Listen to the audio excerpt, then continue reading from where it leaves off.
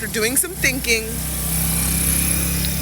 I realized that living in Liberia full-time, long-term is... Maybe she walking down the street. Maybe she on the TV screen.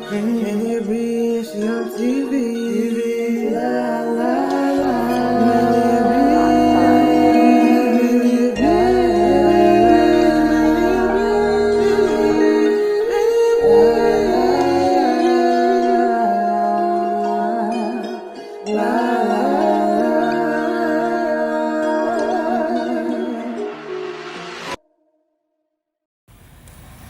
Hi, you guys. My name is Maelia, and I am coming to talk to you guys and have a little rant today. You know, like, there has to be a part of your life where you have to come to realization and you have to come to the truth, the real truth, okay? Now, you know, I am not coming to bash any country or any, third world country. I just want to come to talk my truth. So come on, walk with me a little bit. So, after doing some thinking, I realized that living in Liberia full-time, long-term is not for me. And I say that with absolute love in my heart. I love my culture. I love my family. I love the food. I love the music. I love the people. But there's just some things here that are done in a way where it's like I'm just too used to the United States. I'm just too used to it. Certain things like the current or the lights cutting off randomly. We don't get no notification that it's going to turn off. Even South Africa got a notification system where they notify the residents of that country. Like, hey, the lights are going to go off on May 16th, 2025 from this time to this time. So get your generators ready, get you some food, get you this, get you that, and then y'all be all right. No. In West African countries, they'll just shut the light off. Bam. That is. Then you have to just figure out what you want to do, what you're going to do. And don't let it be hot outside. Because if it's hot outside and it's freaking scorching hot, you're going to freaking sweat your ass off. So I'm so used to being in the US where it's just a button away. There's a thermostat on my wall somewhere, and I just click it, and air condition fills my entire apartment. And I can go sit down. I can even put covers on while I sit down and watch a movie. I can warm up my food whenever I feel like it. I can cook. I can, watch a movie. The movie can be playing as I sleep, and nobody will bother me as long as I pay my light bill. And the thing about it is the light bill situation. They have a light bill here too, but there's no system in place where it's like, okay, well, if you just pay $50 today, we'll keep your lights on. No. They want you to pay the whole thing, and to be honest, that applies to living in Georgia too, because when I moved to Atlanta, I was like, yeah, this is a lot. They cut my lights off. They said $180. $180. Okay? But, yeah. So I'm just so used to, I'm too young and just too used to a faster system that being here is starting to piss me off. Let's just say that. It's starting to piss me the fuck off. And, I'm trying to hold on. I'm really trying to, just push through and just try to get through it. Try my hardest to see the best in life and, the freedom that we have here in Liberia. Because being in Liberia is not bad, but it could be better. you know, especially with the flooding. And people keep saying, oh, well, don't floods happen in the US too? They do, but I've been privileged enough to live in Montgomery County, Maryland my entire life, and I've never experienced a flood in my entire life. So coming here and experiencing a flood after 30 years of my life living in the US, that is a big, like, change. That's big, and that's like, it's uncomfortable. How can you tell somebody to get comfortable doing that kind of thing? So, my thing is, I love it here, but there's just certain things that are starting to piss me off. For an example, people not listening, or just people not grasping information correctly the first or second time that you say it. Okay, I'm gonna give you guys an example. So the flood that you guys saw happening at my house, we actually paid somebody $1,200 to, you know, build that pathway that you've seen in front of the White House and make it so that there's no flooding that will go around the house. You know, they did their job, but still, the flooding still happened. People are not trained to, you know, get things done one time.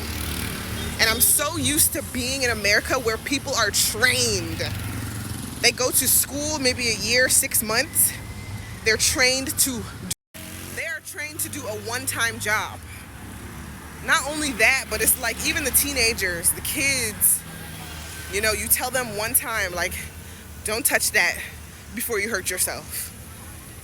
They'll walk away and they'll go right back to that same place you just told them not to go touch, because they just don't want to listen. They just can't grasp it. The brain is not the brain in this country is not functioning in the way that it's supposed to be functioning.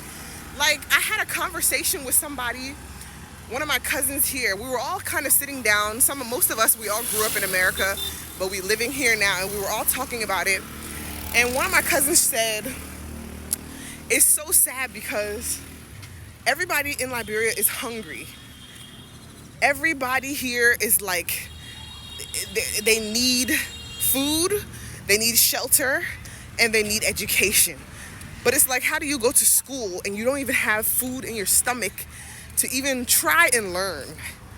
They don't even have the nutrients in their brain, in their bodies. You see people that's 30 years old looking like they're 15 because it's just that bad. I'm not trying to talk bad about nobody here, but I want you guys to understand, before you guys come to this country, to really understand what the hell you're getting yourself into. For a long time, I didn't know, like, what to expect. I didn't know, you know, I just heard stories and stuff, and I thought that maybe I could, you know, do it. But now I am just really, I'm sick. I'm sick. I'm sick to my stomach. You have to keep telling people things that they're supposed to be doing, that they know they're supposed to be doing, but their mind just isn't, it's just not grasping. It's not even, it's just, they don't even have the mental capacity to understand, to be strict enough to know how to conduct themselves or how to perform a one-time job. Children, adults. And I'm really saying this with love, because I love my people. But once again, it's getting hard out here for us that's coming from the US, us that's trying to build up the country, us that's trying to build businesses, us that are trying to help the youth become somebody. It's getting hard out here for us. You know, it's so bad that, like, and the education here is so poor, okay? They have good schools, don't get me wrong, but the education here is so poor that people don't even understand what they are learning. I just want you to take a moment to think about that. The people, the kids, they are graduating 12th grade and they have no idea. Half of the stuff that I learned when I was in 12th grade in the US, the SATs, the different tests that you have to take, they are not even on the level of even having that kind of education to even understand. You put that kind of test in front of them right now, they're failing the test. Hey. And those are going to be the adults for this new country, for the country in the future. Those are going to be our politicians, our judges, our lawyers. Can you you hear me? And my biggest fear is for one child that grows up with this lack of education, even though they went to school and they went to college, they grew up with this education, thinking that they're doing something and becoming a politician, even the president of the country.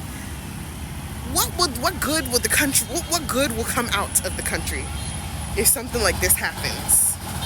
Education is a must. Not just to say you're sending your child to school, they're learning ABC. No. Are they learning quantum physics? Are they learning bioscience?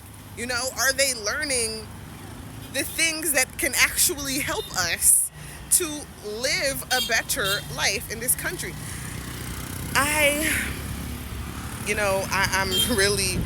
I'm really trying to use my words correctly, because at the same time, I feel sorry for some of the kids here. You know, it's like they will never know. They will really never know a childhood that is good to them. A childhood where they don't get beat at 1 year old. A childhood where they're not, they're not supposed to know everything because they don't know. They have to learn it. Their parents are force feeding babies because they don't want to eat their food. I'm sorry, you guys.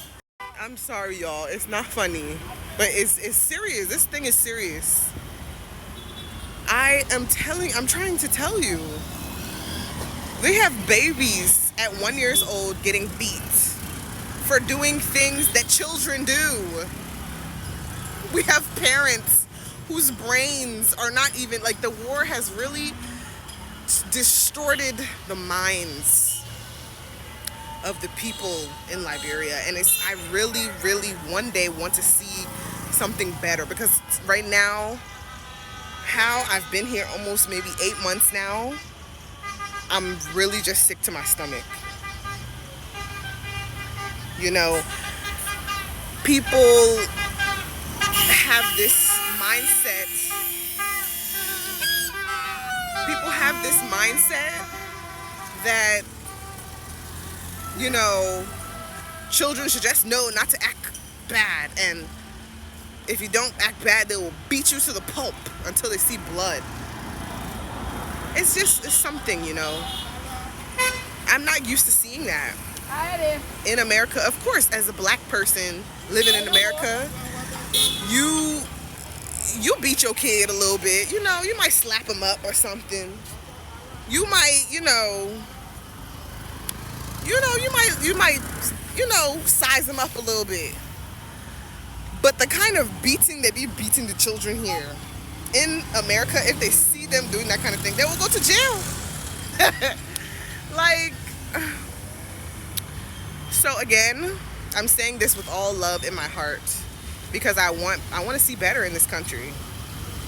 The infrastructure. You pay somebody to build a house for you. You give them $20,000 US to build your house. They build it wrong. And they have to break it down and do it all over again. Right now, I'm just sitting here with disgust